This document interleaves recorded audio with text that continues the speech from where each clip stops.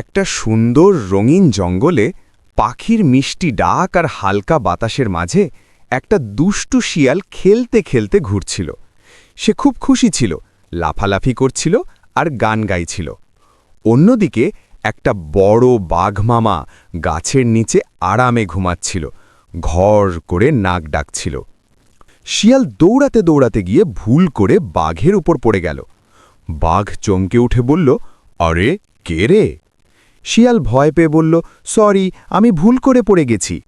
বাঘ কিছুক্ষণ তাকিয়ে থেকে হেসে ফেলল, তুমি তো বেশ মজার। শিয়ালও হাসল। তারপর বাঘ বলল, চলো আমরা বন্ধু হই।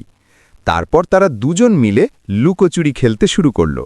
শিয়াল এমন এক জায়গায় লুকালো, বাঘ অনেক খুঁজেও তাকে পেল না। শেষে শিয়াল নিজেই বের হয়ে এসে বলল, আমি এখানে। দুজনেই হেসে উঠল। এরপর বাঘ বলল, চলো দৌড় প্রতিযোগিতা করি। চতুর শিয়াল একটু শর্টকাট নিয়ে নিল, কিন্তু দৌড়াতে দৌড়াতে হঠাৎ দুজনেই পিছলে পড়ে গেল, ধপ। তারপর তারা হেসে গড়াগড়ি খেতে লাগল। খেলাধুলা শেষে তারা মিলে কিছু ফল সংগ্রহ করল, মিষ্টি আপেল আর কলা। দুজন একসাথে বসে মজা করে ফল খেতে লাগল।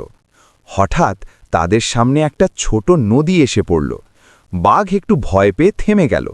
শিয়াল হাসতে হাসতে বলল, ভয় পেও না, আমি আছি। তারপর তারা দুজন হাত ধরে আস্তে আস্তে নদী পার হলো। নদী পার হয়ে তারা খুব খুশি হল।